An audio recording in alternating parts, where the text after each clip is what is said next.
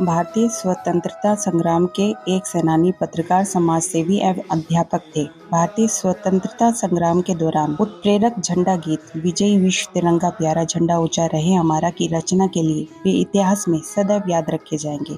जी हाँ, हम बात कर रहे हैं श्यामलाल गुप्त पार्षद जी की। 15 अगस्त 26 जनवरी को विजयी विश्व तिरंगा प्यारा गाना जरूर गाया जाता है। इस गाने को नेहरू जी के आग्रह पर कानपुर के पार्षद श्यामलाल गुप्त जी ने 15 अगस्त 1952 को लाल किला पर गाया था। उन्हें 15 अगस्त 1973 को पद्मश्री से भी सम्मानित किया गया था। 2 रात जागकर लिखा था झंडा गीत। कानपुर के जनरलगंज इलाके में अपने जीवन की अंतिम सांस लेने वाले पार्षद श्यामलाल गुप्त का जन्म 9 सितंबर 1896 को कानपुर के नरवल गांव में हुआ था। उनका घर आज भी पार्षद जी के मकान के नाम से मशहूर है। 1923 में फतेहपुर जिला में हुए कांग्रेस के अधिवेशन के समय तिरंगा झंडा तय कर लिया गया था, लेकिन लोगों को जनमन की तरह प्रेरित करने वाला कोई झंडा गीत नहीं था। बहू नारायणी ने कहा, पार्षद जी को लिखने का बहुत शौक था। वो कविता कहानी लिखा करते थे।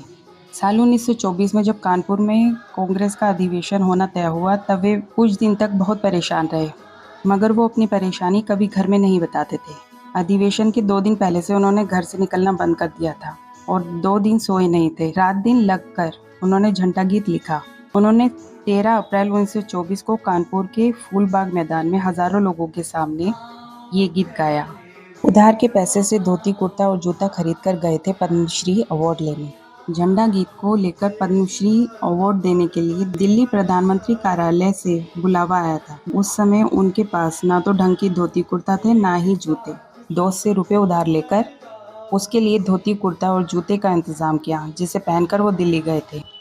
मिली दर्दनाक मौत। पौत्र राजेश ने कहा, नंगे पांव घूमने की वजह से उनके दाहिने पैर में कांटा चुभ गया था, जो बाद में बड़ा घाव बन गया था। उन दिनों घर की माली हालत खराब होने के कारण अच्छे से इलाज नहीं कर सके। जिंदगी के आखिरी दिनों में उन्हें उर्सला हॉस्पिटल में भर्ती कराया गया था। डॉक्टर ने उनको एडमिट करने में 4 घंटे का समय लगा दिया था। भर्ती होने के बाद भी उनका इलाज पर कोई ध्यान नहीं दिया गया था। 11 अगस्त 1977 में इनकी मौत हो गई। मौत के बाद डॉक्टरों ने उनकी डेड बॉडी को वार्ड के बाहर निकालकर कैंपस के एक किनारे ज़मीन पर डाल दिया था।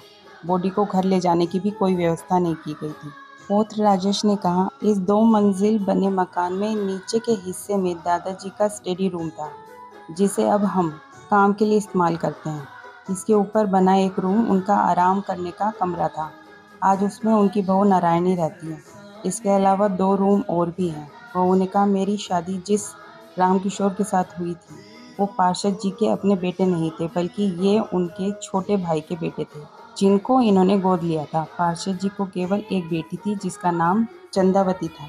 बहू ने कहा, जब मैं शादी कर इस घर में आई थी, तब पति स्वयं स्वर्गीय रामकिशोर बेरोजगार थे। ससुर श्यामलाल देश को आज़ाद कराने के लिए महीनों घर से गायब रहते थे।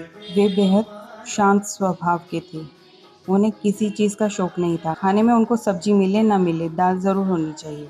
एक बार पार्षद जी बिना बताए घर से 3 दिन गायब हो गए। अचानक घर आने के बाद उन्होंने खाना मांगा। सब्जी रोटी देख उन्होंने दाल मांगी, मगर घर में दाल नहीं होने से उस दिन दाल नहीं बना सकी। सो वो बिना खाना खाए उठ गए और घर से बाहर चले गए। वो 1 हफ्ते के बाद लौटे।